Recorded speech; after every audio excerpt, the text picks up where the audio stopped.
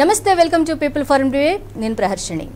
ప్రపంచంలోని 7 వింతల్లో తాజ్ మహల్ ఒకటి. ఉత్తరప్రదేశ్ ఆగ్రాలో ఉన్న తాజ్ మహల్ను మొఘల్ చక్రవర్తి షాజహాన్ ముంతాజ్ ప్రేమకు చిహ్నంగా నిర్మించినట్లుగా చెప్పుకుంటూ ఉంటాం. అయితే ఈ తాజ్ మహల్ ముంతాజ్ స్మారకం కాదని, ఒకప్పటి హిందూ దేవాలయమని మరో వాదన ప్రచారంలో ఉంది.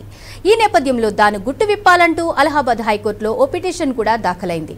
4 అంతస్తుల తాజ్ మహల్లోని కింది 2 అంతస్తుల్లోనూ ఉన్న గదుల్లో సుమారు 22 గదులను శాశ్వతంగా మూసేశారని, తాజ్ మహల్లో తాళం వేసే ఉన్న 22 గదుల తలుపులను ఆర్కియాలజికల్ సర్వే ఆఫ్ ఇండియా ద్వారా తెరిపించాలని అలహాబాద్ హైకోర్టు లక్నో బెంచ్లో పిటిషన్ దాఖలైంది.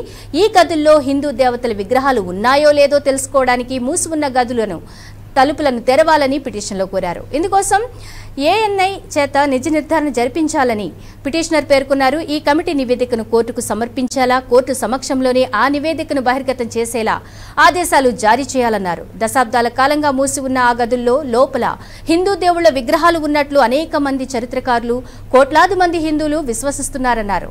ఆ గదుల్లోనే పరమేశ్వరుడు కొలువుదీరి ఉన్నారని నమ్ముతున్నట్లు పిటిషనర్ కోర్టుకు తెలిపారు.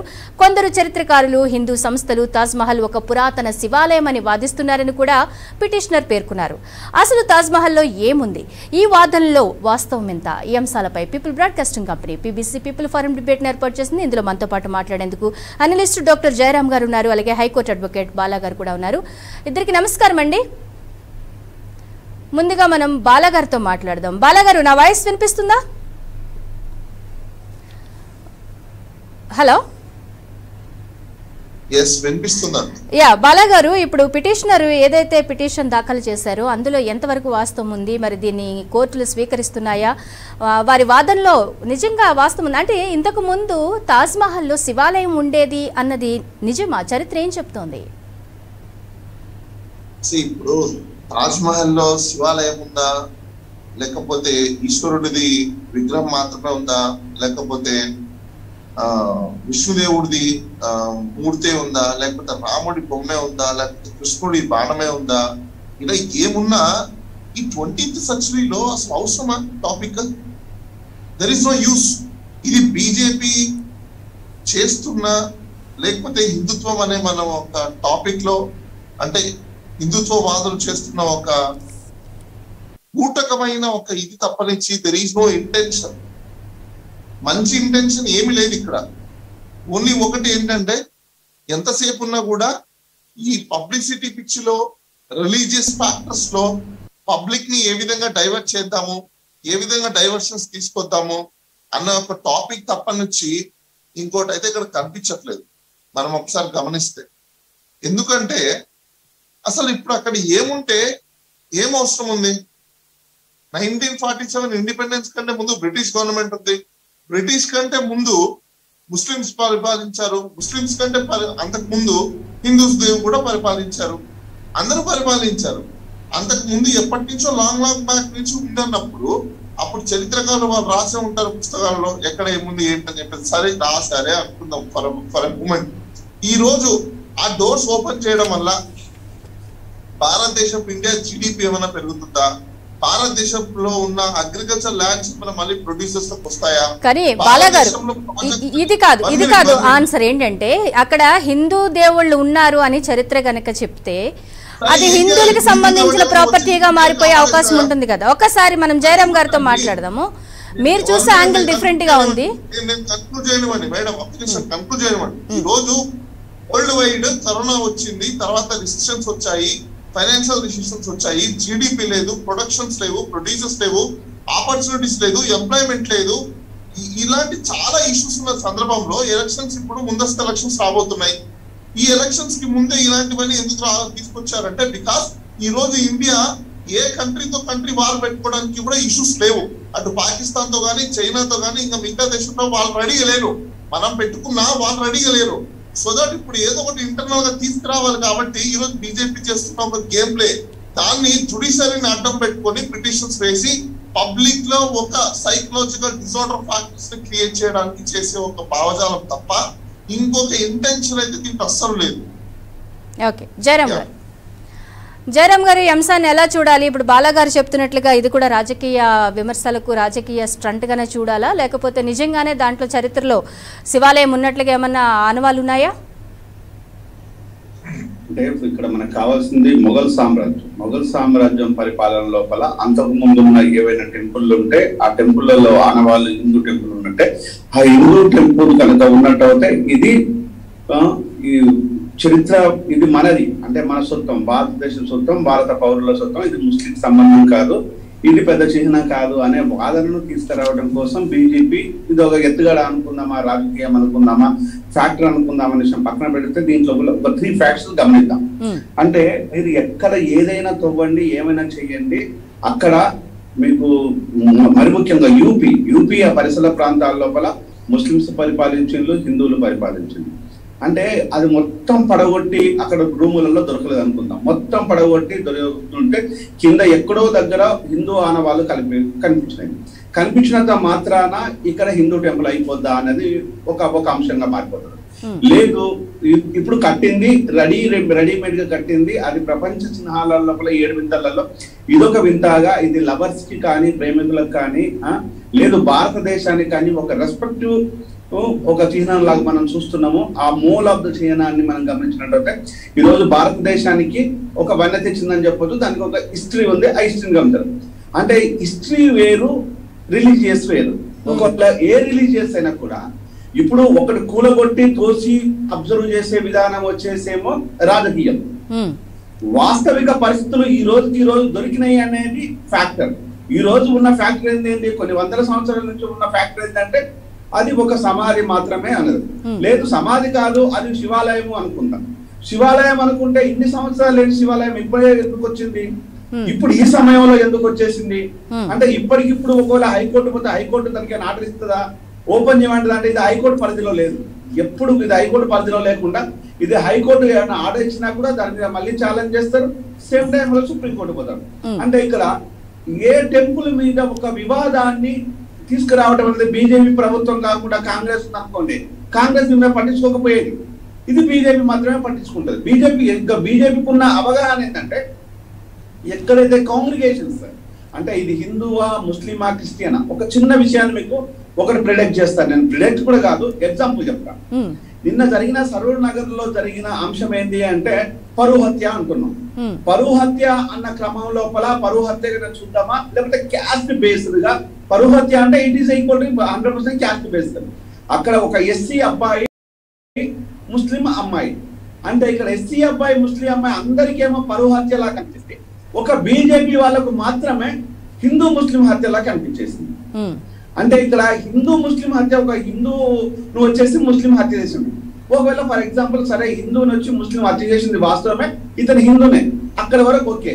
కానీ ఇక్కడ హిందూ మ్యారేజ్ చేసుకుంటే ఏది ప్రణయ్ సో అమృత మ్యారేజ్ చేసుకుంటే అక్కడ ఒక హిందువు ఇంకొక హిందువు, అంటే ప్రణయ్ వచ్చేసి ఒక ఎస్సీ హిందూ, అమృత వచ్చేసి ఒక ఓసీ వైశ్య హిందూ.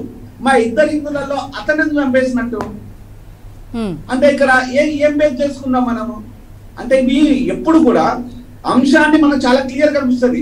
ఇది ఎవరికి కనిపించిందంటే ఒక రిపబ్లికన్ టీవీకి మాత్రమే కనిపించింది. నేషనల్ న్యూస్ చేయగలిగిన అది నేషనల్ న్యూస్ చేయగలిగిన దాన్ని అదే నేషనల్ న్యూస్ ని మరి ఆ ప్రజలకు కానీ ఇక్కడ హత్యలు ఏమైనా ఆగిపోతాయా? ఇలాంటి హత్యలు యూపీలో జరుగుతలేవా? బీజేపీ ప్రభుత్వం దగ్గర జరుగుతలేదా అంటే జరుగుతాయి, అది జరుగుతాయి. అక్కడ వచ్చేసి అక్కడ ఒక ఆ సావులన్నింటినీ మళ్ళీ కులాన్ని అంతరించి చూపిస్తుంటాయి, కులాన్ని మాత్రమే సూచిస్తుంటాయి. అక్కడ కులాన్ని చూపిస్తుంటాయి, మతాన్ని చూపిస్తుంటాయి, అధికారాన్ని చూపిస్తుంటాయి. అంటే మనం చూసే విధానం ఏదైతే ఉందో ప్రజల్లోకి ఏ విధంగా పెనిట్రేట్ చేయాలి, ప్రజల మైండ్లని ఏ విధంగా డ్యామేజ్ చేయాలి, డామినేట్ చేయాలి అనే ఉద్దేశము బీజేపీకి ఉందనేది ప్రజలకు చాలా, కొంతమంది ప్రజలకు చాలా నమ్మకం ఉంది. ఇది ఒకవేళ కనుక బీజేపీ ప్రభుత్వం ఇది లేకపోతే, ఇది చేయకపోతే, ఇంతకుముందు బాలా చెప్పినట్టుగా ఒక విషయాన్ని మనం యాక్సెప్ట్ చేద్దాము. ఇది మీకు బీజేపీ ప్రభుత్వానికి ఏమొస్తుందంటే ఎలక్షన్లు అప్పుడే దాడులు జరుగుతుంటాయి, ఎక్కడ బార్డర్లు జరుగుతుంటాయి. ఎలక్షన్లు వచ్చే ముందే యుద్ధాలు జరుగుతుంటాయి, బార్డర్లు జరుగుతుంటాయి. ఎలక్షన్లు వచ్చే ముందే మత సామరస్యాన్ని కాపాడుకోవాలని చెప్తుంటారు. ఇది ఎలక్షన్ మరి అనదర్ డేస్ ఏమైపోతుంది? బార్డర్లో యుద్ధాలు రావా? బార్డర్లో సైనికులు లేరా? బార్డర్లో పరిస్థితులు లేవా? నిజంగా బార్డర్లో కనుక అంత స్వచ్ఛందంగా సైనికులను మనం బతికించుకుంటున్నామా? అంటే బార్డర్ లో ఉండే సైనికుల మీద మనం ఖర్చు చేసే ఖర్చు ఎంత? ఈ రోజు ఒక సగటున రాజకీయ నాయకుడు లగ్జరీ ఖర్చు ఎంత? అది కౌంట్ చేస్తే వీళ్ళకంటే 10 టైమ్స్ బార్డర్ లో ఉన్న వాళ్ళని ఎక్కువ కేటాయింపులు చేయాలి. కానీ దానికి రివర్స్ గా వాళ్ళ మీద కేటాయింపులలో రూపాయలలో ఉంటే వీళ్ళ మీద కేటాయింపులు లక్షలలో ఉంటాయి. ఈ రోజు అంటే మనిషిని 2 విధాలుగా మలసొచ్చండి. ఒకటి బడి వైపు మలసొచ్చు, ఇంకోటి గుడి వైపు మలసొచ్చు. అది 2 చాలా కీలకమైనది. బడి వైపు మలిచినట్టయితే విజ్ఞానవంతుడైతాడు, గుడి వైపు మలిచినట్టయితే మూర్ఖుడు తయారవుతాడు.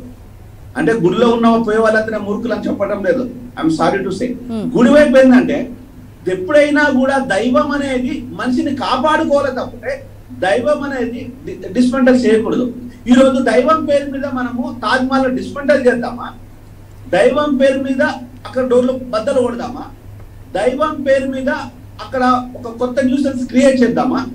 మరి అదే బడిని పెట్టేసి ఈ బడిలో ఒక ఉన్నతమైన విద్యను అభ్యసించడం కోసము ఈ రీసెర్చ్ ఎందుకు జరుగుతలేదు? సగటున భారతదేశంలో ఒక మనిషి కానీ ఆరోగ్యం కానీ చదువు కానీ 50% ఆఫ్ ద కాస్ట్ వాళ్ళ సంపాదన లోపల ఖర్చు అవుతుంది అనేది WHO వెళ్ళండి. అంటే ఒక సగటున ఒక మనిషి నెలకు ₹1,00,000 తప్పితే 50,000 రూపాయలు వాళ్ళ భార్య బిడ్డలకు హెల్త్ కు బిడ్డల ఎడ్యుకేషన్ కే ఖర్చు అవుతుంది అనేది వాస్తవం. మరి ఈ వాస్తవాలని పక్కన పెట్టేసి అదే దైవం కోసం చేసినట్టు అవుతే దీనికి కూడా ఎగ్జాంపుల్ ఉంది. ఈ రోజు 100 కోట్లతో కేటాయింపు చేసిన యాదగిరి నరసింహస్వామి యాదగిరి గుట్టకు 100 కోట్లతో కేటాయింపులతో మొదలుపెట్టిన పనులు ఈ రోజు 1,250 కోట్లు వచ్చినాయి. ఈ ఖర్చులైనాయి. ఈ 1,250 కోట్ల రూపాయల ద్వారా ఈరోజు గుడిని కాపాడినామా, రోడ్లను కాపాడామా? ఈరోజు వరదలలో రోడ్లు బతికిపోయినావా? అంటే ఎవరు కాపాడుకోవాలి? దేవుడే కాపాడుకోవాలన్నా? అంటే వీళ్ళు డబ్బులు పెడతారు, రోడ్లు వేస్తారు, అన్ని చేస్తారు, వర్షం అంతా కొట్టుకుపోతాయి. అంటే దేవుడిని అప్పుడు నిందిద్దామా? అంటే ఈ రోజు దేవుడు నిందించాలనుకున్నప్పుడు దీన్ని చూద్దామా? దేవుడు ఉన్నాడు కూలదోద్దాం అనుకున్నప్పుడు దాన్ని చేద్దామా? అంటే ఎప్పుడు కూడా బీజేపీ ఇది కనుక చేయకపోతే, బీజేపీ తప్ప వేరే పార్టీ చేయదనుకోండి, బీజేపీ ఇది కనుక చేయకపోతే వాళ్ళకు రాజకీయ అవసరత లేదు. ఇక ఇంకొకటి మరొక విషయాన్ని కాలాన్ని ఇక్కడ పరిస్థితులను గమనిద్దాం. మొఘల్ సామ్రాజ్యం నుంచి ఇప్పటి వరకు కొన్ని వందల సంవత్సరాల లోపల చరిత్రకారులు చెప్తూనే ఉంటారు. నేను కూడా చెప్తాను. ఒక చర్చి కింద ఇక్కడ ఒక టెంపుల్ ఉందని చెప్తాను, ఓ చర్చి కింద ఇక్కడ ఒక దేవత ఉందని చెప్తాను. ఎందుకంటే అక్కడ ఉంటాయి, ఉండవనే ఉండవు. ఏదో బొమ్మ వస్తుంది, ఏదో తవ్వుతూ పోతూ ఉంటే ఏదో ఒకటి బయటపడుతుంటది. అంటే ఈ తవ్వకాల లోపల ఏది వస్తుందా ఏది రాదా అనే విషయం పక్కన పెట్టేస్తే ఒక మనిషిని మైండ్ డైవర్ట్ చేయడానికి జయరామ్ గారు ఇక్కడ తాజ్ మహల్ ని తవ్వాలి అని అనట్లేదు, కానీ అక్కడ ఉన్నటువంటి మూసి ఉన్న 22 గదుల యొక్క తలుపుల్ని తెరవాలి అని మాత్రమే పిటిషనర్ అడగడం జరుగుతోంది. ఆ గదుల్లో హిందూ దేవుళ్ళ విగ్రహాలు ఉన్నట్లుగా చరిత్ర చెబుతోంది, చరిత్రకారులు చెప్తున్నారు. కాబట్టి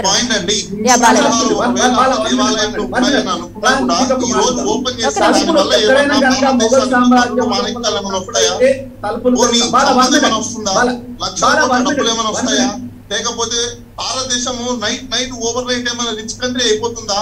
అవి ఓపెన్ చేస్తే ఈ రోజు లేదు కదా. పిటిషనర్ దాఖలు చేశాడు, బాగానే ఉంది. ఎందుకు చేశాడు? అసలు యూజ్ ఏంటి? అంటే పబ్లిక్ ఏం చెప్పాలనుకుంటున్నారు? బీజేపీ పబ్లిక్ కి చెప్పాలనుకున్నది ఏంటి అంటే ఈ రోజు బార్డర్ లో ఇష్యూస్ తీసుకొచ్చినా కూడా నమ్మే సత్యంగా ప్రజలు లేరు. కాబట్టి ఈ రోజు కంట్రీ టు కంట్రీ వార్ పెట్టినా కూడా ఈ రోజు ఎవరు ప్రజలు నమ్మట్లేరు. అది స్టెంట్ అనే అర్థమైపోతుంది. కాబట్టి ఈ రోజు ఇంటర్నల్ అంటే ఇంట్రా ఇష్యూని తీసుకొచ్చి పెడితే బాగుంటదని చెప్పేసి ఈ రిలీజియస్ ఫ్యాక్టర్స్ లో ఉన్న టెంపుల్స్ గురించి కానీ లేకపోతే ఐడియల్స్ గురించి కానీ తీసుకొచ్చి జనాల్లో ఒక రుద్దే అంశం అన్నమాట ఇది. దీనివల్ల సరే అజ్యూమ్ మూమెంట్ అంటే కోర్టు ఆర్డరే వచ్చింది, ఓపెన్ చేయమన్నారు, అక్కడ విగ్రహాలే ఉన్నాయని అనుకుందాం. ఏమొచ్చింది? What we will get? మీకు ఏమైనా ఈ టీవీ 99 టీవీ ఏమైనా నెంబర్ 1 అయిపోతుందా? లేకపోతే నేను అనేవాడిని ఏమైనా నెంబర్ 1 అయిపోతారా? లేకపోతే భారతదేశంకి ఏమైనా లక్షల కోట్ల సంపద ఏమైనా వచ్చేస్తుందా? లేకపోతే జయరామ్ గారికి ఏమైనా కోట్ల రూపాయల డబ్బులు ఏమైనా వచ్చేస్తుందా? 10 హాస్పిటల్ ఏమైనా ఆయన కట్టేస్తారా? కొన్ని 10 స్కూల్స్ ఏమైనా ఆయన పెట్టేస్తారా? ఏం జరుగుతుంది? ఏమి జరగదు.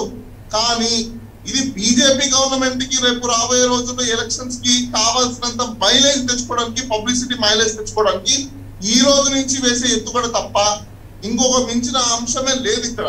అండ్ మోర్ ఎవర్ నా రిక్వెస్ట్ ఏంటంటే ప్రజలందరూ చూసే 99 టీవీ ద్వారా బీజేపీ చేసే చర్యలలో రేపు రాబోయే రోజుల్లో ఎలక్షన్స్ లో ఈ రిలీజియస్ ఫ్యాక్టర్స్ కానీ లేకపోతే కంట్రీ బార్డర్ ఇష్యూస్ కానీ ఖచ్చితంగా తీసుకొస్తుంది.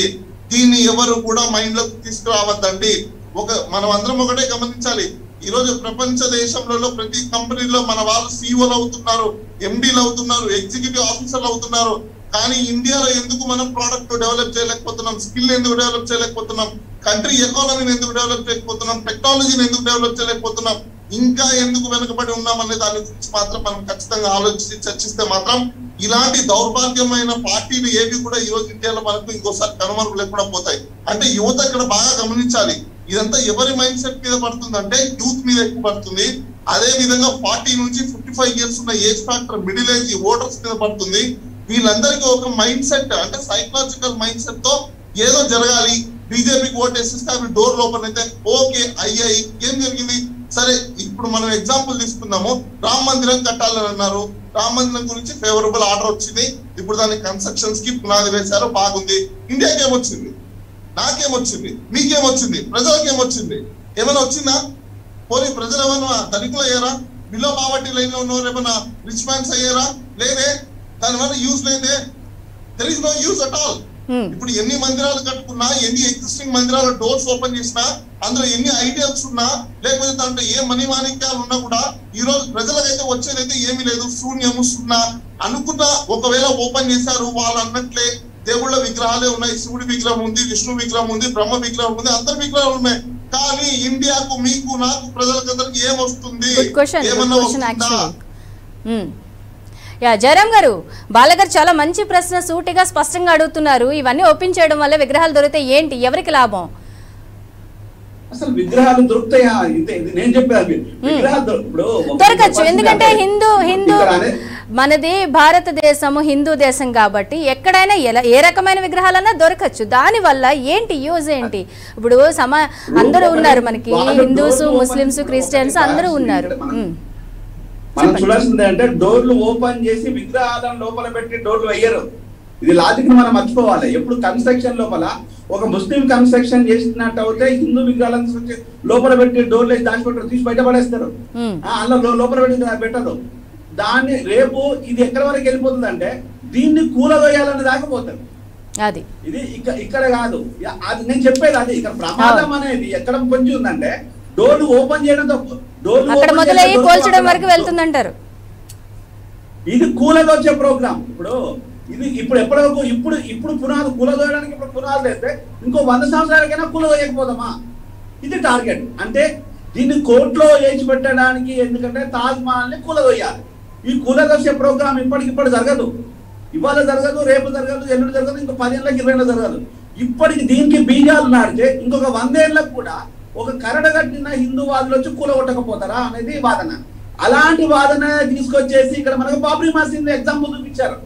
ఎగ్జాంపుల్ కూడా అక్కడ ఏం జరిగిందంటే బాబ్రీ మసీద్ కు పోయేసింది ఎప్పుడు 90s లో జరిగిన స్టోరీ. అది 90s లో కాస్త జరిగిన అదే 1900 లో జరిగిన ఇష్యూని అది 1990 లోపల కూల వేయడం ప్రోగ్రామ్ పెట్టేసింది. ఎప్పుడు కూడా అంటే దగ్గర 90 ఏళ్ళు నలిగి ఒక రకమైన ద్వేషాన్ని పెంచి దాన్ని కూల అంటే ఒక మనిషిని ఒక మనిషి కాదు, ఒక కుక్కను చంపాలనుకుంటే దాన్ని పిచ్చి కుక్కను చేయాలి. ఇక్కడ కూలదోల్చాలంటే ఇది హిందూ సామ్రాజ్యము, హిందూ టెంపుల్లు, హిందూ దేవతలు ఇక్కడ ఉన్నాయని దాన్ని స్టాంపు గుర్తు చెప్పాలి. ఈ చెప్పే ప్రోగ్రామును ఇప్పుడు బీజేపీ స్టార్ట్ చేసింది. అంటే ఇది ఎప్పుడు కూడా ఏ మేధావి కావచ్చు, ఏ విద్యార్థి కావచ్చు, సగటున ఏ రిలీజియన్ కూడా కావచ్చు, నా హిందూస్ హిందూగా నా ముస్లిమ్స్ ఎవరు కూడా చెప్పండి. ఇప్పుడు ఈ రోజు మన భారతదేశంలో ఏదైతే మనము హిందూ దేవాలయాలు, ముస్లిమ్స్ మసీదులు, అలానే చర్చులు ఇవన్నీ మనం మాట్లాడుకుంటున్నాం కదా. ఇదే వరల్డ్ వైడ్ హిందూ టెంపుల్స్ ఎక్కడెక్కడైతే క్రిస్టియన్ కంట్రీస్ లోనో ముస్లిం కంట్రీస్ లోనో ఉండేవన్నీ వాళ్ళు పూల తెస్తే మనందరం ఓకేనా? ఇప్పుడు మనం చేస్తున్న పని వాళ్ళు కూడా చేస్తే మరి అప్పుడు ఏంటి పరిస్థితి? అంటే మన వాళ్ళకి ఈ మాత్రం కామన్ సెన్స్ కూడా లేకుండా పోయిందా? భారతదేశంలో ఉన్న ప్రజలందరూ వేరే కంట్రీకి వెళ్ళారు కదా, ముస్లిం కంట్రీకి వెళ్ళారు. భారతదేశం ఒకటి హిందూ కంట్రీ అంటున్నారు, ఓకే బాగుంది, హిందూ కంట్రీగానే ఉందాం. అయితే ముస్లిం కంట్రీలో ఉన్న భారతీయులు, అదే క్రిస్టియన్ కంట్రీస్ లో ఉన్న భారతీయులు వాళ్ళందరూ వెళ్ళగొట్టేస్తారు. మీరు వద్దు గెట్ అవుట్ అంటే అప్పుడు యాక్సెప్టెడా? అప్పుడు మన వాళ్ళే మీడియాలో ఈరోజు చర్చ పెట్టి అదిగో చూడండి మొత్తం మా భారతదేశంలో జనాలందరినీ తరిమి కొట్టేశారు, వీళ్ళంతా దుర్మార్గులు, దుష్టులు, నీచులు, నికృష్టులు అని మాట్లాడతాం. అంటే ఎట్లాంటి భావజాలాలు ఉన్నాం సార్? ఒక్కసారి చూడండి, ఇండియాలో ఉన్న మైండ్ సెట్స్. క్రిస్టియన్ కంట్రీలోకి వెళ్తాం, అక్కడ మాత్రం మనము సెనేటర్ గా పోటీ చేస్తాం. అదే ఇండియాలో ఎవరిని పోటీ చేయనీయము. అదే క్రిస్టియన్ కంట్రీకి వెళ్తాం, టెంపుల్ కట్టుకుంటాం. అదే ఇండియాలో మాత్రము చర్చ్ కట్టు మాత్రం ఒప్పుకోము. అదే ముస్లిం కంట్రీకి వెళ్తాం, అక్కడ మాత్రం దినార్లు తెచ్చుకుంటాం. అక్కడ టెంపుల్ ఉన్నాయనుకోండి, అక్కడ టెంపుల్ కట్టడానికి ప్రొటెస్ట్ చేస్తాం. అదే ఇండియాలోకి వచ్చి మసీదు పెడితే ఒప్పుకోము. What is happening in the world? అంటే ఇండియా ఒకటే మన యూనిక్? అంటే ఇండియాలో ఏం చెప్తే అదే నా వరల్డ్ వినాలి? What is this? అంటే ఒక్కసారి సైకలాజికల్ మైండ్ సెట్ చూడండి. ఇక్కడ వాడు అక్కడ బతుకుల కోసం వెళ్ళి అక్కడ అడుక్కొని వాళ్ళకు జాబ్ తీసుకొని అక్కడ పనిచేసి మళ్ళీ వాడి మీద పెత్తనం చేయడానికి మనం అన్ని చేస్తామో అక్కడ సపోర్ట్ చేయాలి. కానీ పాపం వాడొచ్చి ఇండియాలో మాత్రం ఏదైనా పెట్టుకుంటే మాత్రం ఒప్పుకోం. అంటే సైకాలజికల్ గా మనం ఎంత దుర్మార్గంగా ఆలోచిస్తున్నాం అనేది మనం ఒక్కసారి ఆలోచించాలి. భారతదేశం ఓకే రిలీజియస్ కంట్రీ కింద మార్చేస్తాం, అయితే కండిషన్ అంటాం. ఆ కండిషన్ లో ఇంకోసారి ఎవరు కూడా క్రిస్టియన్ కంట్రీ కానీ లేకపోతే ముస్లిం కంట్రీస్ కానీ భారతీయులు ఎవరు కూడా మా కంట్రీస్ లో ఉండకూడదు అని తరిమి కొట్టేస్తే అప్పుడు పరిస్థితి ఏంటి? ఇండియాలో వాళ్ళని ఎవరు కాపాడతారు? వాళ్ళకి ఎవరు కంపెన్సేషన్ ఇస్తారు? వాళ్ళకి ఎవరు ఇండియాలో షెల్టర్ ఇస్తారు? వాళ్ళకి ఎవరు ఇండియాలో ఫుడ్ పెడతారు? మరి ఇండియాలో ఉండే వాళ్ళకి ఈరోజు దిక్కు లేదు. ఈ రోజు మనం రోడ్డు మీద చూసుకుంటే బెగ్గర్స్ లేరు అని మనం అంటున్నాం. ఏ ఏరియాకి వెళ్ళి చూసినా బెగ్గర్స్ ఉన్నారు. మొన్ననే మనం చూసాము, టిఆర్ఎస్ గవర్నమెంట్ బెగ్గర్స్ ఎవరు లేరు, రోడ్ల మీద ఎవరు ఉండట్లేదు, అలానే మన హాస్పిటల్స్ దగ్గర ఎవరు ఉండట్లేదు అంటున్నాము. జూబ్లీస్ కి వెళ్ళండి, ఎన్టీఆర్ క్యాన్సర్ హాస్పిటల్ దగ్గర ఇప్పుడు కూడా రోడ్డు మీద పడే ఉంటారు, రోడ్డు మీద జనాలు పడుకుంటూ ఉంటారు, రోడ్డు మీద జనాలు తింటూ ఉంటారు. ప్రతి ఏరియాలో బెగ్గర్స్ ఉన్నారు. అంతెందుకు ఢిల్లీకి వెళ్ళండి, ఢిల్లీ రోడ్డు మీదనే నియర్ బై పార్లమెంట్ దగ్గరే రోడ్డు మీద వచ్చే నీళ్ళలో స్నానం చేసి అక్కడే బతుకుతున్న జనాలు ఈ రోజు కూడా ఉన్నారు. మరి వాటిని మాట్లాడకుండా, వాటిని నిర్మించకుండా ఈ రిలీజియస్ ఫ్యాక్టర్స్ ని, ఈ ఐడియల్స్ ని, లేకపోతే ఈ పాయింట్స్ ని తీసుకొచ్చి ఏం చూపించాలనుకుంటున్నామో మనకైతే అర్థం కావట్లేదు. ఎందుకు నేను ఈ ప్రశ్న వేశానంటే కనీసము 99 టీవీ ద్వారా అయినా ప్రజలకు ఇలాంటి ఒక క్వశ్చన్స్ ఉంటాయి అనేది వెళ్తానని చెప్పేసి నేను ఎక్స్పెక్ట్ చేస్తున్నాను. బాలాగారు, అసలు ఇటువంటి పిటిషన్ అలహాబాద్ హైకోర్టులో అది రిజిస్టర్ అయ్యిందా, వచ్చిందా, రాలేదా? కొంతమంది వచ్చిందంటున్నారు, కొంతమంది రాలేదంటున్నారు. అసలు ఏం జరుగుతోంది, ఏంటి? ఇటువంటి పిటిషన్ వచ్చిందా? మేడం యాక్చువల్ గా ఇప్పుడు ఈ వార్తల్లో చూడటమే తప్ప రియాలిటీగా పిటిషన్ వచ్చిందా లేదా అనేది ఒకసారి చూడాలండి, రీసెర్చ్ చేయాలి. ఎందుకంటే స్టేట్ టు స్టేట్ వేరియేషన్స్ ఉంటుంది కాబట్టి ఆ పిటిషన్ వేసిన పేరు మీద నిజంగా ఇంకా నెంబర్ ఆఫ్ పిటిషన్స్ ఉన్నాయా లేకపోతే ఈ పిటిషన్ ఉందా అనేది ఎలా తెలుస్తుంది అంటే అంటే ఆ హైకోర్టులో దగ్గరలో ఉన్న వాళ్ళు ప్రాక్టీస్ చేసే వాళ్ళు వెళ్తే తప్ప, లేదు అంటే ఆన్లైన్ లో చూడాలంటే కూడా టైం పడుతుంది. ఓవర్ ద నైట్ మీడియాలో ఎవరో వచ్చేసారు. కొంతమంది ఏం చేస్తారంటే బేసిక్ గా పిటిషన్ వేసిన తర్వాత అది యాక్సెప్ట్ అయిందా, రిజెక్ట్ అయిందా, నెంబర్ అయిందా లేదా కూడా చూసుకోరు. అలా పిటిషన్ పడేస్తారు, బయటకు వస్తారు, మీడియా ముఖ్యంగా అంతా ఒక ప్రచారానికి స్టెంటింగ్ కి చెప్పేస్తారు మేము పిటిషన్ వేసేసాము సోన్స్ అని చెప్పి. మీడియాకి ఇట్లాంటి వాటి మీద ఫ్యాక్ట్ చెక్ చేసుకోవాలి. ఇలాంటి ఫాల్స్ ఇన్ఫర్మేషన్స్ కొన్నిసార్లు కూడా జరుగుతూ ఉంటాయి. ఇప్పుడు సోషల్ మీడియా వేదికగా చాలా రూమర్స్ వెంటనే స్ప్రెడ్ అయిపోతుంది కాబట్టి మనం వెంటనే ఈ అంశాల గురించి ప్రస్తావించాల్సి వస్తుంది, డిబేట్స్ కండక్ట్ చేయాల్సి వస్తుంది. అదే దట్స్ వాట్ నేను అదే అంటున్నా. ఎందుకంటే మీడియా కూడా కోర్టుల లోపలికి వెళ్ళేసి పిటిషన్ వేసారా లేదా, ఆ పిటిషన్ కాపీ ఇవ్వని చెప్పి అడిగితే ఇచ్చే సిచ్యువేషన్స్ ఉండవు, వాళ్ళకి రైట్ ఉండదు. కాబట్టి మీడియా కూడా ఎలా తెలియాలి, పిటిషనర్ వేసిన ఆ పిటిషన్ వేసాను అని వచ్చి చెప్తే తప్ప. కానీ అది యాక్సెప్ట్ అయిందా, రిజెక్ట్ అయిందా, లేదు అంటే రిజెక్ట్ అంటే రిజెక్ట్ లేదు, రిటర్న్ అయిందా, రిటర్న్ అయితే ఏ రీజన్స్ రిటర్న్ అయింది, ఏమైనా ఎర్రర్స్ ఏమైనా ఉన్నాయా, ఇంకా డాక్యుమెంటేషన్స్ ఏమైనా కావాలా, అంటే ప్రిలిమినరీ రిజిస్ట్రీ ఏమైనా రిక్వైర్మెంట్స్ అడిగిందా, ఇలాంటివన్నీ తెలీదు. ఎప్పుడు తెలుస్తుంది? దాన్ని తరోగా రీసెర్చ్ చేసి అసలు ఇలాంటి పిటిషన్ ఒకటి దాఖలు అయిందా లేదా అని చూసుకొని అప్పుడు ఇలాంటి డిబేట్స్ కానీ ఇలాంటి రూమర్స్ కానీ మనకు బయటకు వస్తే బాగుండేది. కానీ ఇక్కడ ఏమైపోతుందంటే కొన్ని సందర్భాలలో అంటే హిందీలో కానీ ఒక సామెత ఉంది, చీలుడి అంటే గద్దా ఉడా అని చెప్పు.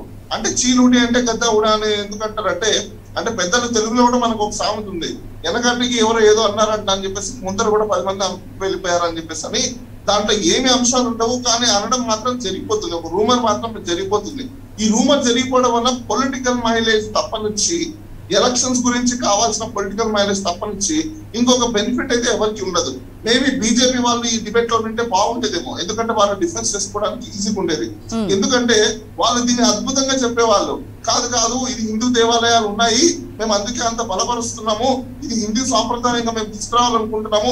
ఇప్పుడున్న హిందువులు అడుక్క తింటున్నారు, వాళ్ళని కాపాడండి ఫస్ట్. చాలా మంది హిందువులు అడుక్క తింటున్నారు, రోడ్ల మీద ఉన్నారు, మొత్తం హిందువులే, వాళ్ళని పట్టించుకోండి ఫస్ట్. గ్యాస్ లేక ఇంట్లో వంట వండుకోలేక బయట ఓపెన్ ప్లేస్ లోకి వెళ్ళి విలేజ్ లోకి వెళ్ళి పుల్లలు తెచ్చుకున్నప్పుడు వండుకుంటున్నారు. ఇది ఫ్యాక్ట్, ఇది మీడియాకి ఎవరికి తెలియదు. ఇలాంటి వాటిని షూట్ చేయమని చెప్పండి, ఇలాంటి వాటిని అడ్రస్ చేయమని చెప్పండి. ఇది పరిస్థితి ఇండియాలో ఈరోజు. జయరామ్ గారు, మరి ప్రపంచంలో ఉన్న 7 వింతల్లో తాజ్మహల్ ఒకటి. ఇండియాకి చాలా మంచి పేరును కూడా తీసుకొచ్చింది తాజ్మహల్. టూరిస్టులు వచ్చి చూస్తూ ఉంటారు, ఇది మనకి తలమానికంగానే చెప్పాలి. మరి ప్రతి భారతీయుడికి తాజ్మహల్ని కాపాడుకోవాల్సినటువంటి బాధ్యత లేదా? ఇప్పుడు ఈ అంశంలో భారతీయులందరూ ఎలా స్పందించాలి? దట్స్ వాట్ ఇక్కడ ఏంటంటే, ఏదైనా కూడా ఇది మతాలకు కులాలకు అతీతంగా మనకున్న ఒక రెస్పెక్ట్, ఇది ఇండియన్ రెస్పెక్ట్. అది ముస్లింలకు కట్టించారా, హిందువులు కట్టించారా, లేకపోతే క్రిస్టియన్స్ కట్టించారా అనే విషయం పక్కన పెట్టిస్తే, ఒకవేళ కనుక మీకు హైయెస్ట్ ఎడ్యుకేషన్ ఇన్స్టిట్యూషన్స్ ఎక్కడి నుంచి అంటే కలకత్తా నుంచి చెన్నై వరకు కనుక చూసినట్టు అయితే మనకు మేజర్ ఇన్స్టిట్యూషన్స్ అన్ని బ్రిటిషర్స్ కట్టించినవి ఉంటాయి. చాలా మేజర్స్. రాజమండ్రి లోపల ఈవెన్ కాటన్ ద్వారా కట్టించిన అది కూడా మనం చూసాం. అక్కడ నీళ్లను మనం ఓడ్చి పట్టుకోవడానికి కూడా ఇట్లా మేజర్ ఇన్స్టిట్యూషన్స్. అక్కడ నుంచి మనకు ఉత్తర భారతం లోపల మొఘల్ సామ్రాజ్యంలో విస్తరింపజేసిన కొన్ని కట్టడాలు, కొన్ని పూర్వపు కట్టడాలు ఉంటాయి. దాని ముందు ఉన్న హిందూ టెంపుల్ ఉండొచ్చు, ఉండకపోవచ్చు. నేను ఉండవని చెప్పను, ఉంటాయి. ఎక్కడో దగ్గర ఆనవాళ్ళు మొత్తం టెంపుల్ కూడగొట్టి తవ్వుతే మాత్రం ఏ చివరిలో ఒక ఆనవాళ్ళ దొరుకుతుంది. అలా దొరికినంత మాత్రాన ఇది కూలగొట్టడం వల్ల ఏమి ప్రయోజనం? దొరికడం అంత వల్ల రేపు చర్చిను కూలగొట్టినా ఉంటది, ఒక టెంపుల్ కూలగొట్టినా ఉంటది, లేదు ముస్లిం మసీదును కూలగొట్టినా ఉంటది. అంటే ఇది కూలగొట్టడము ఇది పద్ధతి కాదు. కూలగొట్టి బ్రేక్ చేయడం కాదు కదా. నువ్వు డిస్మెంటల్ చేయడం చాలా ఈజీ, కానీ కన్స్ట్రక్షన్ చేయడానికి అక్కడ మనము ఎంత శ్రమను కోర్చామో, ఎంత హిస్టరీ క్రియేట్ చేశామో, ఏ విధంగా ఉంది అది కదా ఇంపార్టెంట్. అంటే తాజ్ మహల్ కట్టించిన షాజహాన్ గుర్తుంటాడు తప్ప తాజ్ మహల్ కట్టించిన కూలీల గురించి ఎవరైనా ఊహించారా అనే దాన్ని ఒక పెద్ద కవిత ఉంటుంది ఉర్దూలో. అది చాలా చరిత్ర సృష్టించిన కవిత అది. అంటే గాలిబ్ గీతలలో అది కూడా ఒక ప్రాముఖ్యమైనది ఉంటుంది. అంటే ఇది ఈ విషయాలన్నిటిని కూడా ఎప్పుడు కూడా దాన్ని మనం మాట్లాడుకోము. ఎప్పుడు కూడా ఈ కట్టడాన్ని ముస్లిం కట్టడం దీన్ని కూల్చేయాలి, రేపు ముస్లింస్ వస్తే హిందూ కట్టడం దీన్ని కూల్చేయాలి. అలా హిందువులు కట్టడాలను కూల్చేసింది ఏకశిలా నగరం. వరంగల్ ఏకశిలా నగరం కూడా ఆ విధంగా నాశనం చేసిందే కదా. ముస్లిం పాలకులు వచ్చిన తర్వాత అది పూర్తిగా ధ్వంసం చేశారు. మరి ధ్వంసం చేసిన ఆ నగరాన్ని ఇప్పుడేమైనా తీర్చిదిద్దిల్లా? మరి అటు అనుకుంటే అది చేయాలి కదా. అయ్యో అప్పుడు ముస్లింస్ పాలించినప్పుడు ఏకశిలా నగరం అంటే వరంగల్ని పూర్తిగా ధ్వంసం చేశారు, పూర్తిగా ఇబ్బంది పెట్టారు. ఆ నగరాన్ని మనం ఇప్పుడు నగరంలో మనం ఉన్నాము. ఓవల కనుక అది మనం చూసుకున్నట్టుగా ఖర్చు పెట్టేసి ఇప్పుడు భారతదేశము స్వతంత్రం వచ్చిన తర్వాత ఆ నగరాన్ని మనం తీర్చిదిద్దిల్లా? చేయలేదు. అంటే కూలదోసిన హిందూ దేవాలయాలను మాత్రం కట్టారంట, నిలిచి ఉన్న ముస్లిం మసీదులు కానీ చర్చెస్ కానీ కూలగొట్టాలంట. అరే ఈ కూలగొట్టడం కంటే కూలిపోయిన హిందూ దేవులను రక్షించండి. నిన్న మొన్న యాదగిరిగుట్టను రక్షించండి, అది చేయండి ఫస్ట్. అంటే ఇది చూడండి, ఈ వ్యత్యాసం ఎట్లా కనబడుతుందంటే, ఒకవైపు వచ్చేసి సరే దీని లోపల ఉన్నాను, మరి ఇక్కడ కళ్ళ ముందు కనిపించిన వరంగల్ నగరాన్ని నాశనం చేసి పెట్టిపోయిండు. అప్పుడు దాన్ని నవాబులంతా నాశనం చేసి పెట్టేసిండ్రు. మరి దాని సంగతి ఏంటి? అది ఇప్పుడు కట్టినామా? స్వతంత్రం వచ్చి 70 ఏళ్ళు అవుతుంది. 70 ఏళ్లలో బీజేపీ ప్రభుత్వం వచ్చేసి 8 సంవత్సరాలు అవుతుంది. అక్కడ ఏదన్నా కూలగొట్టిల్లని కట్టిల్లా? ఏ ఒక్కటి కట్టలేదు. అదే డ్రామా. అంటే కట్టడంలో వీళ్ళకి పేరు రాదు, కూలగొట్టడంలో వీళ్ళకి పేరు వస్తుంది. ఈ కూలగొట్టడంలో పేరు అంటే విద్వేషాలు రెచ్చగొట్టేసి ఉన్మాదాన్ని క్రియేట్ చేసేసి దాన్ని ఇక్కడ ఉంది అని దాన్ని క్రియేట్ చేసేసి ఇది ముస్లిం కట్టడం కాబట్టి డ్యామేజ్ చేసేసి దీన్ని తీసుకొచ్చి పెట్టాలి. అంటే ఈ డ్రామాటిక్ స్టోరీ అనేది ఎల్లవెల్ల పనికిరాదు. అది ఏ రాజకీయ నాయకులు చేసినా, నా టిఆర్ఎస్ నా తెలుగుదేశమా నా వైసీపీనా నా బీజేపీనా అనే విషయం పక్కన పెట్టేస్తే, ఇది ఈ రకంగా చెప్పుకుంటూ పోతే మాత్రము ఫస్ట్ దోషులు ఎవరిని పెట్టాలి? మనము మన ప్రభుత్వాలను పెట్టాలి. మరి మన ప్రభుత్వాలు వచ్చిన తర్వాత చరిత్ర మీకు ఒకటి, అన్నం పెట్టేది మాత్రము కూల్చేస్తారు. ఫర్ ఎగ్జాంపుల్ వరంగల్లో ఉన్న ఆజం జాహీ మిల్స్, మళ్ళొకసారి చెప్తాను మీకు పేరు. ఆజం జాహీ మిల్స్ లోపల 6000 మంది ఎంప్లాయీస్ ఉండేవాళ్ళు. ఆ 6000 మంది ఎంప్లాయీస్ కుటుంబం లోపల అత్యున్నతమైన వ్యక్తులు బయటకు వచ్చేసారు. One of my father also walking there. మేము ఈ రోజు ఈ రకంగా బ్రతుకుతున్నాము, మేము ఉన్నాము అంటే ఆ కంపెనీ పుణ్యమే. ఈ రోజు ఆ కంపెనీని నాశనం చేసేసి రియల్ ఎస్టేట్ కి అప్పగించింది ప్రభుత్వము. అది 6,000 కుటుంబాలను బతికించాల్సిన కంపెనీని నాశనం చేశారు, రియల్ ఎస్టేట్ కి అప్పగించారు. అరే ఎందుకు రాయ్యా నాశనం చేసిందంటే కంపెనీ నడుదంట. అప్పుడు ఇది 90s లోపల కాటన్ తొడుక్కోమని చెప్తే మా ఫాదర్ నన్ను కాటన్ షర్ట్ తీసుకొస్తే నేను ఏడ్చాను. నాన్న నాకు కాటన్ షర్ట్ కాదు పాలిస్టర్ షర్ట్ కావాలని ఏడ్చాను నేను. అదే కనుక ఇప్పుడు కాటన్ షర్ట్ కోసం మనము అప్పుడు 30 రూపాయల కాటన్ షర్ట్ వస్తే ఇప్పుడు 3,000 రూపాయల cotton shirt. Today my wear the shirt is the crocodile, the shirt was is the price is the 3,000 rupees. ఆ రోజు మా నాన్న షర్ట్ ఇస్తే నేను ఏడ్చాను, ఈ కాటన్ షర్ట్ వద్దని చెప్పి. ఈ ప్రపంచం మొత్తం కాటన్ షర్ట్ తిరుగుతుంది. మరి ఈ రోజు కాటన్ మిల్లు మీరు ఎందుకు మూసారు అంటే మనకు ఎప్పుడైతే ఉపాధి కల్పిస్తుందో ఉద్యోగాన్ని ఇస్తుందో మనకు మంచిని చైతన్యం వైపు నడిపిస్తుందో ఆ ఇన్స్టిట్యూషన్స్ ప్రభుత్వాలు, అన్ని ప్రభుత్వాలు, బీజేపీ ఒక్కటే కాదు, అన్ని ప్రభుత్వాలు దాన్ని నాశనం చేసుకుంటూ వచ్చాయి. ఇదే ఆజంజాహి మిల్స్ లోపల కేసీఆర్ గారు మీటింగ్ పెట్టేసి దీన్ని రీఓపెన్ చేపిస్తాన కేసీఆర్ దగ్గరుండి రామ్కి వాళ్ళకి అప్పగించి రిబ్బన్ కటింగ్కి వెళ్ళిండు. సిగ్గు అనిపించడంలా అంటే ఈ రోజు మనం ఎవరు చెప్పుదాం యాదగిరి నరసింహస్వామికి అన్యాయం జరుగుతుందని 100 కోట్లు కేటాయించిన కేసీఆర్ యాదగిరి స్వామికి 1250 కోట్లు కేటాయించేసి మరి రిమైనింగ్ డబ్బులన్నీ ఎవరి జేబులో వెళ్ళేవో కేసీఆర్ గారికి తెలియదు. ఓకే బాలగారు ఒక పాయింట్ రైజ్ చేస్తున్నారు. ఈ రోజు దేవుళ్ళ పేరు మీద మతాల పేరు మీద వ్యవస్థను నాశనం చేసే ప్రోగ్రాము రాజకీయాల నాయకులు చేస్తున్నారు తప్పితే ప్రజల శ్రేయస్సు కోసం కాదు, ప్రజల క్షేమం కోసం కాదు, ప్రజల సంక్షేమం కోసం కాదు. మీకు దమ్ముంటే ఒక ఇన్స్టిట్యూషన్ పెట్టండి, దానిపైన ఒక ఎంప్లాయ్మెంట్ ఎడ్యుకేషన్ క్రియేట్ చేయండి. అది చేత కాదు, అది అక్కర్లేదు. సమాజానికి ఏది అవసరం ఉందో అది అక్కర్లేదు.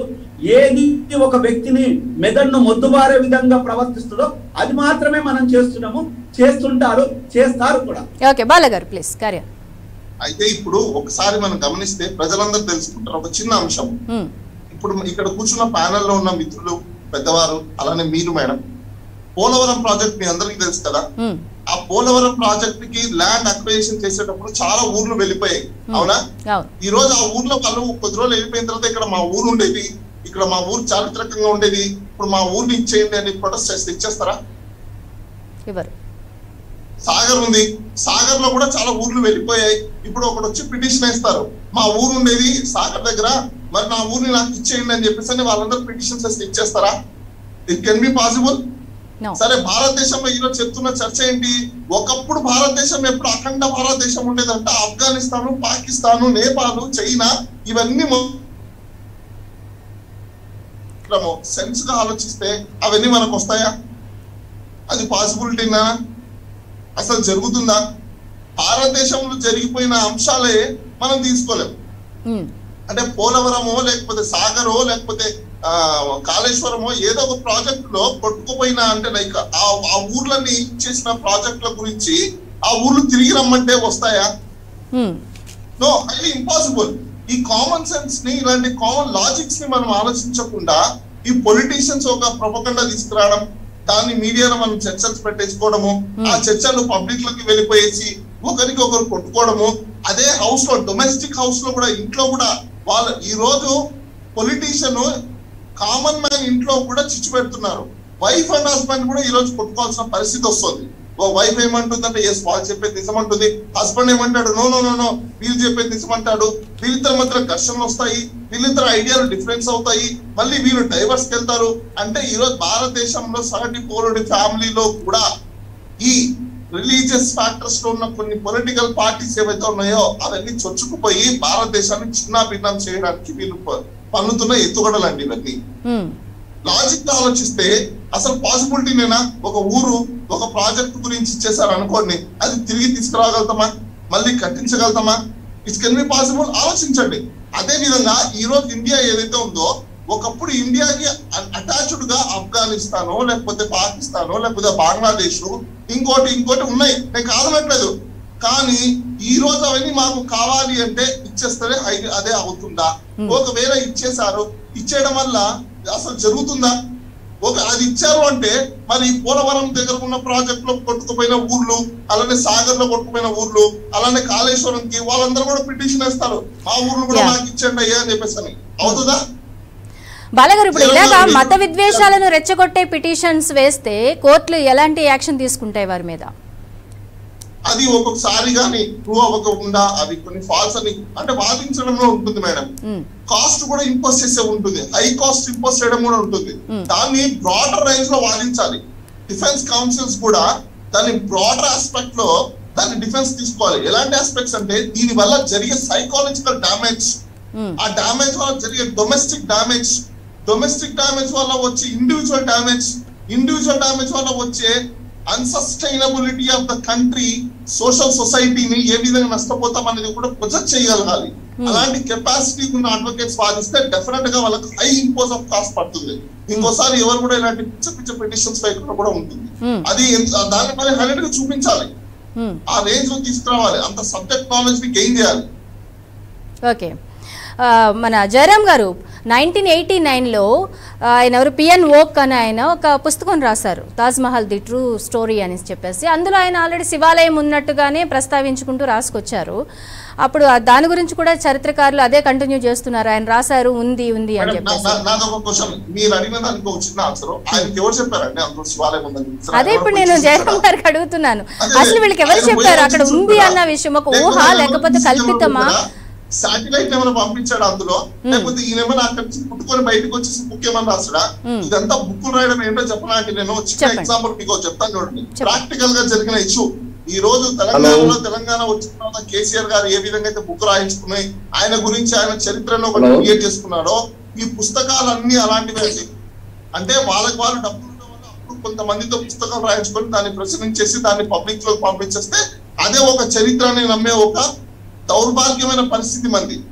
ఈ విధంగానే మనకి చరిత్ర వచ్చింది తప్ప అసలు భారతదేశంలో చాలా వరకు నిజాలు అనేది ఎప్పుడో మాయమైపోయాయి. ప్రకృతిలో కనిపించేది మాత్రమే నిజం, పుస్తకాలలో కనిపించేది అన్ని అబద్ధాలే. ఎందుకంటే పుస్తకంలో ఉన్న పేజ్, ఒక పేపర్ ఎందు నుంచి తయారవుతుంది? ఒక చెట్టు నుంచి తయారవుతుంది. అంటే చెట్టు ముందా లేకపోతే పేపర్ ముందా? చెట్టే ముందు. అంటే భారతదేశంలో గాని ప్రపంచ దేశాల్లో గాని కనిపించే నిజాలు ఏమైనా ఉన్నాయంటే అది ప్రకృతిలో ఉన్నవి మాత్రమే నిజాలు. పేపర్ లోనో, బుక్కుల్లోనో, సోషల్ మీడియాలోనో, లేకపోతే గూగుల్లోనో, లేకపోతే ఒక పేపర్ బుక్ లో పెద్దగా ప్రచురించి దాన్ని మ్యూజియం లో పెట్టిన దాని గురించో అవి కాదు నిజాలు. అవన్నీ ఇల్యూషన్స్, అవన్నీ క్రియేటెడ్ స్టోరీస్, ఇట్స్ స్క్రిప్ట్స్. వాటిని బిలీవ్ చేసుకుంటూ కూర్చుంటే ఈ రోజు మానవుడు బతకలేడు. ఓకే జయరామ్ గారు, ఇప్పుడు ఎవరైతే తాజ్మహల్ గురించి ఇలాగ పిటిషన్ వేశారో, రేపొద్దున ఒక ముస్లిం వచ్చి తిరుపతిలో ఉన్న వెంకటేశ్వర స్వామి కింద అంతా కూడా మసీదు ఉండేది ఒకప్పుడు, మాకు కూడా ఆధారాలు కావాలని వేశాడు అనుకుందాం, ఏంటి పరిస్థితి? ఇంకొకళ్ళు వచ్చి మెదక్ చర్చిలోనే వేస్తారు, ఏంటి పరిస్థితి? ఇవన్నీ ఎటు దారి తీస్తాయి అంటారు? దీన్ని ఎలా చూడాలి, ఎలా అరికట్టాలి? ఇది ప్రహర్షిని గారు, మీరు నేను మెదక్ చర్చి గురించి మాట్లాడుకుందాము. మెదక్ చర్చి చరిత్రప్పుడు ఏసే కాండం లోపల అత్యున్నతమైన కన్స్ట్రక్షన్, అత్యున్నతమైన ఆర్కిటెక్చర్ అనే విషయాన్ని మన అందరూ తెలిసిందే ఏషియా లోపలనే. మరి అలాంటి చర్చి కింద నేనేం చేస్తాను, పిటిషన్ ఒకటి వేస్తాను. ఏమన్నంటే దీని కింద రాముడి విగ్రహం ఉందని చెప్తాం, అది కూలగొట్టడానికి రేపు బీజం వేద్దాం. సేమ్ టైం వచ్చేసి రేపు తిరుపతి కింద రేపు ఇంకొక ఆయన వచ్చేసి మీరు అన్నట్టుగానే ఇంకొక పిటిషన్ వేస్తారు. దాన్ని అంటే ఇవన్నీ బాగానే ఉన్నాయి. ఇప్పుడు దాని మీద ఎలాంటి స్టేట్మెంట్ వస్తుంది, దీని మీద ఎలాంటి స్టేట్మెంట్ వస్తుంది? మీకు ఒక ఎగ్జాంపుల్ చెప్పాను. తిరుపతి గుడి పక్కన ఒక నిషేధాజ్ఞలు ఉన్నది, మత ప్రచారం చెయ్యకూడదు అనేదాన్ని. దాన్ని మనం గౌరవిద్దాం. అంటే ఒక మతాన్ని విద్వేషపరుస్తూ కానీ ఒక మతాన్ని ఉద్దేశపూర్వకంగా కానీ ప్రచారం చేయొద్దని దాన్ని మనం విశ్వసిద్దాం, దాన్ని యాక్సెప్ట్ ఇద్దాం. అది ఇబ్బందులుగా వస్తుందని కానీ ఈ టెంపుల్ తవ్వుతే కూలగొడితే ఇంకొక టెంపుల్ బయట పడుతుంది అని కూడా పడుతుంది, ఏదైనా పడవచ్చు. అంటే మీకు తెలంగాణ లోపల ప్రతి గట్టు, వరి గట్ల మీద కూడా దేవతల విగ్రహాలు ఉంటాయండి. నేను తెలంగాణలో పుట్టినాను కాబట్టి వరి గట్ల మీద, ఎందుకంటే ఆ వరి కోతల సమయం లోపల వెళ్ళి అక్కడ పూజలు చేస్తారు. ఇదొకటి. చెరువు కట్టల మీద కూడా మైసమ్మ టెంపుల్ అని ఉంటది, పోచమ్మ టెంపుల్ అని ఉంటది, అక్కడ బొమ్మలు ఉంటాయి. ఈ విధంగా మళ్ళీ పోలేరమ్మ అని మనకు ఆంధ్రలో చూస్తుంటాం. ఆ విధంగా కాళీమాత విగ్రహాలు వచ్చేసేమో అలాగే మనకి దర్గాలు దర్శనమిస్తుంటాయి, మసీదులు దర్శనమిస్తుంటాయి, చర్చిలు దర్శనమిస్తూ ఉంటాయి. సో ఇండియాలో అన్ని చోట్ల అందరివి కనిపిస్తూ ఉంటాయి. సర్వమత సమ్మేళనం కదా ఇండియా. ఎప్పుడైనా ఏమైనా రావచ్చు. వీటిని దృష్టిలో పెట్టుకుని పిటిషన్లు వేసి ఉన్నటువంటి దేవాలయాల్ని, చర్చిల్ని, ఇలాగా పురాతనమైనటువంటి ఆలయాల్ని ధ్వంసం చేసుకోవడం ఎంతవరకు సమంజసం? ఇది దీని గురించి ఏం చేయాలి? చర్చి ఇప్పుడు నేను ఇంకొక ఎగ్జాంపుల్ చెప్తానండి. పిటిషన్లు వేస్తారా, వేపిస్తున్నారా అనేది చాలా కీలకం. వేసే వాళ్ళకంటే ఆ ఒరబడిని చూసి దాని మీద నేము ఫేమ్ కోసము వేసే వాళ్ళు కొంతమంది ఉంటారు. దీన్ని ఓ ప్రణాళికబద్ధంగా ఏపించే రాజకీయ నాయకులు కూడా ఉన్నారు. అంటే వేయడం వల్ల అరే నీకు నేమ్ వస్తుంది, ఫేమ్ వస్తుంది, ఇక్కడ మన జనాభా ఎక్కువ ఉంది కాబట్టి నీకు సేఫ్టీ సెక్యూరిటీ ఉంటది, నువ్వు దాని గురించి ఏం బాధపడకు, మేము పార్టీ మేము చూసుకుంటే నువ్వు వెయ్యి అనే సేఫ్టీ సెక్యూరిటీ కూడా క్రియేట్ చేస్తారు. నేను ఇంకొక ప్రాక్టికల్, చెన్నైలో నా ఫ్రెండ్ ఉన్నాడు, is a doctor, is my friend, నా డాక్టరు. ఇంకొక అమ్మాయి ముస్లిం అమ్మాయి ఉంది, ఆ అమ్మాయి కూడా డాక్టరే, నా ఫ్రెండ్. ఆ అమ్మాయి ఇప్పుడు ఇద్దరు కలిసి అపోలోలో పనిచేస్తున్నారు. ఇతను డాక్టర్ వచ్చేసేమో బ్రాహ్మణ్ కమ్యూనిటీ, ముస్లిం వచ్చే ఆ అమ్మాయి ఏమో ముస్లిం కమ్యూనిటీ. ఆ ఇద్దరు తెగల మధ్యలో పెళ్లి జరిగినప్పుడు చెన్నై లోపల ఏ గొడవలు లేవు. ఎందుకంటే ఈ అమ్మాయి బ్రాహ్మణు, ఈ అమ్మాయి ముస్లిం. ఇక గొడవలు రాలేదు, పెళ్లి జరిగిపోయింది. సేమ్ అలానే ఒక పెళ్లి జరిగిందండి. ఎక్కడంటే రాయవెల్లూరు మెడికల్ కాలేజ్ దగ్గర ఒక మ్యారేజ్ జరిగింది. ఆ మ్యారేజ్ రాణిపేట అనే దగ్గర. ఇప్పుడు రాణిపేట అంటే మనకు లెదర్ ఇండస్ట్రీ ఏరియా ఉంటది. ఆ ఏరియా లోపల సేమ్ ఒక ఎస్సీ అబ్బాయి, ఒక అంటే ఇక్కడ మన మాదిగా అంటే పేరు అంటారు, ఎస్సీ అబ్బాయి డాక్టరు, అదే ముస్లిం అమ్మాయి ఇంకో డాక్టర్. అతన్ని పెళ్లి చేసుకుంటే ఆ అబ్బాయిని యాక్సిడెంట్ లో చంపేసిళ్ళు. అంటే ఇక్కడ కులాన్ని సూచిస్తుంది, మతాన్ని సూచించడం లేదు. ఇక్కడ అంటే పరిస్థితులు ఎప్పుడు కూడా మన భారతదేశం లోపల ఏది ఉపయోగకరమని రాజకీయ నాయకులు అనుకుంటే దాని గురించి వేటాడుతుంటారు. ఈ రోజు బీజేపీకి ఉపయోగకరమైనది ఏంటి అంటే మతం, కులం అని చెప్పదు. మీకు ఎక్కడ కూడా బీజేపీ కులాన్ని నిర్మూలిస్తామంటది, మతాన్ని కాపాడుతామంటది. కృష్ణుడు అర్జునుడికి మాటించినట్టు, నేను తండ్రులను కాపాడుతున్నాను, కొడుకులను వదిలేస్తా అన్నట్టుగా అర్జునుడిని కాపాడేసి అభిమన్యుని వదిలేసి చంపేసినట్టుగా. అంటే ఈ రోజు బీజేపీ ఆ విధంగా డ్రామా ప్లే చేస్తుంది. ఎప్పుడు కూడా ఈ మతం వెనకాల కూడా కులమే ఉన్నది. మనం అనుకునేది మన కళ్ళ కనిపించేదే మా మతము, దాని వెనకాల కూడా కులమే ఉంటది. ఆ కులాన్ని కాపాడుకోవడం కోసం కులం అని చెప్పకుండా ఈ రోజు మతం అని, దేవుడు అని, ఇంకోటి చెప్పుకుంటూ వస్తారు. ఇది సరైన విధానం కాదు. అంటే పాలసీ ఒక్కటే, పాలసీ అంతా ఒక్కటే, కానీ దాన్ని ఎప్పుడైతే మనం అడ్మినిస్ట్రేషన్ చేసే విధానం లోపల, దాన్ని ఎదుటి వ్యక్తులకు తీసుకెళ్లే విషయం లోపల దారులు వెతుక్కుంటారు రాజకీయ నాయకులు. అందుకోసమే వాళ్ళ పాలసీ కూలగొట్టడం కోసము, బొమ్మలు వెతకడం కోసం కాదు. కూలగొట్టే పాలసీ లోపల కూలగొడతామంటే ఒప్పుకోరు కాబట్టి, వీళ్ళని తందరు కాబట్టి ముందు దేవుడిని వెతికే ప్రోగ్రాం పెడతారు. ఆ వెతికే ప్రోగ్రామ్ లో కూలగొట్టే స్టోరీ ఉంటది.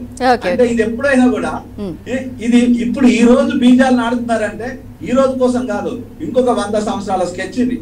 ఈ 100 సంవత్సరాలకి ఇది పని జరుగుతుంది అంటే జరగవచ్చు. ఓకే, సమయం అయిపోతుంది కాబట్టి బాలగారు చెప్పండి, చివరిగా భారతీయులు ఈ అంశం గురించి ఎలా చూడాలి? రాజకీయ నాయకులు వేటి మీద ఫోకస్ చేయాలి? మీరు చాలా చక్కగా చెప్పారు ఇందాక స్టార్టింగ్ లో, దీనివల్ల ఎవరికి యూజ్ ఏంటి అని చెప్పి క్లుప్తంగా మీరు ప్రజలకు ఏం చెప్పాలనుకుంటున్నారు ఈ అంశం గురించి? నేనైతే 99 టీవీ ద్వారా నేను ప్రజలకందరికి చెప్పదలుచుకున్నది ఒకటే. ఈ రోజు దాన్ని కూలగొట్టిన తాజ్ మహల్ ని, లేకపోతే అలానే ఉంచిన, లేకపోతే డోర్స్ ఓపెన్ చేసి అక్కడ ఉన్న మనకు దేవుళ్ళకి సంబంధించిన మొత్తం 3 దేవతలు అన్ని విగ్రహాలు అక్కడ ఉన్నా, అవి మనం ఈరోజు చూసినా మనకేం భారతదేశం జీడిపి ఏం పెరగదు, జీడిపి 10 పాయింట్స్ వచ్చేదు, లేకపోతే ఎకానమీ ఫైనాన్షియల్స్ బ్యాంక్స్ లో ఉన్న డెట్స్ మొత్తం క్లియర్ అవ్వవు. ఇండివిజువల్ కామన్ మ్యాన్ ఈ రోజు అప్పుల్లో ఏదైతే ఉన్నారో వాడి బ్యాంక్ బ్యాలెన్స్ మొత్తం క్లియర్ అవ్వదు. ఈ రోజు మీకు 99 టీవీ నెంబర్ 1 అవ్వదు, లేకపోతే జయరామ్ గారు ఏమో నెంబర్ 1 అవ్వరు, 10 హాస్పిటల్ కట్టరు, లేకపోతే నాకేదో 1 కోట్ల రూపాయల డబ్బులు ఏమో వచ్చేవి.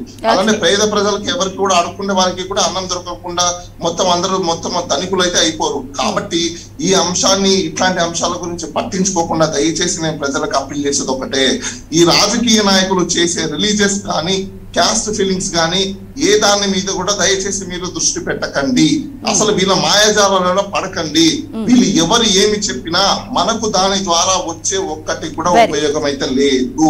ఒకవేళ తాజ్ మహల్ ఉంచినా కూలదోసినా ఓపెన్ చేసి దాంట్లో 3 దేవతలు ఉన్నా, లేకపోతే క్రిస్టియన్ దేవుళ్ళు ఉన్నా, లేకపోతే హిందూ దేవతలు ఉన్నా, ముస్లిం దేవతలు ఉన్నా, ఎవరున్నా కూడా వాళ్ళందరూ కలిసి మన భారతదేశాన్ని ఈ రోజు ఏమైతే చెయ్యరు. ఓవర్ ద నైట్ సంపదని క్రియేట్ చేసి మన చేతిలో అయితే పెట్టరు. కాబట్టి ఇది ఇలాంటి టాపిక్స్ అన్ని ప్రజలకి మాత్రం యూజ్లెస్. జయరామ్ గారు చివరిగా కన్క్లూషన్ ఇవ్వండి. నేను ఒకటే చెప్పాల్సుకున్నాండి స్ట్రైట్ గా. ముందు ఇప్పుడు ఒక టెంపుల్ ను కూలగొట్టి ఇంకో టెంపుల్ కట్టే కంటే ఇక్కడ ఏకశిలా సామ్రాజ్యాన్ని కూలగొట్టిలో వరంగల్ సామ్రాజ్యం అనేది, ఇప్పుడు వరంగల్ అనేది ఒక జిల్లా ఏర్పడింది. సామ్రాజ్యం పోయి జిల్లా వచ్చింది. సామ్రాజ్యం ఎక్కడ వరకు ఉందంటే చెన్నై వరకు ఉంటది, అక్కడికి పోతే ఒరిస్సా వరకు ఉంటది, ఇక్కడికి వస్తే మధ్యప్రదేశ్ వరకు ఉంటది. అంటే ఇంత పెద్ద సామ్రాజ్యాన్ని కూలగొట్టి చిన్న జిల్లాని చేస్తే ఆ జిల్లాని తీసుకొచ్చి కేసీఆర్ తీసుకొచ్చి మండలాన్ని కనుక జిల్లాని పేరు పెట్టేసిండు. అంటే దీన్ని కూలగొట్టుకుంటూ వస్తున్నా తప్పితే బాగు చేసిన వాడు ఎవరు లేడు. చేత అవుతే దాన్ని నిర్మించండి. వీళ్ళకి ఒకటే ఛాలెంజ్. అక్కడ హిందూ టెంపుల్ జయరామ్ గారు మీరు కేసీఆర్ గారికి ఛాలెంజ్ విసురుతున్నారు. కిల్లా ఏదైతే ఉందో ఈ రోజు వరంగల్ ఏదైతే జిల్లా ఉందో ఇది కాదు మొత్తం స్టేట్ అంతా ఒకటి చేయాలని అంటున్నారు. అంటే అక్వైర్ చేయమంటున్నారు అంతేనా? దండయాత్ర చేయాలి. ఇప్పుడు సామ్రాజ్యాన్ని ఉండాల్సింది రాజకీయ నాయకులు తీసుకొచ్చేసి దాన్ని జిల్లా అంటే ఆంధ్రప్రదేశ్ మహారాష్ట్ర కూడా కలుపుకోమని నేను చెప్తున్నాను. మండలం చేస్తారు. అంటే ఇక్కడ దానికి ఏదేమైనా చరిత్రను వీళ్ళు నిలబెడతలేరు, చరిత్రను కూలదోస్తున్నారు. అంటే ఆ చరిత్రను కూలదోయడంలో భాగమే ఈ రోజు తాజ్ మహల్ కూడా. సో తాజ్ మహల్ కాపాడుకోవాల్సినటువంటి బాధ్యత భారతీయులందరిపై ఉంది. ఎందుకంటే అది ప్రపంచంలో 7 వింతల్లో ఒకటి కాబట్టి.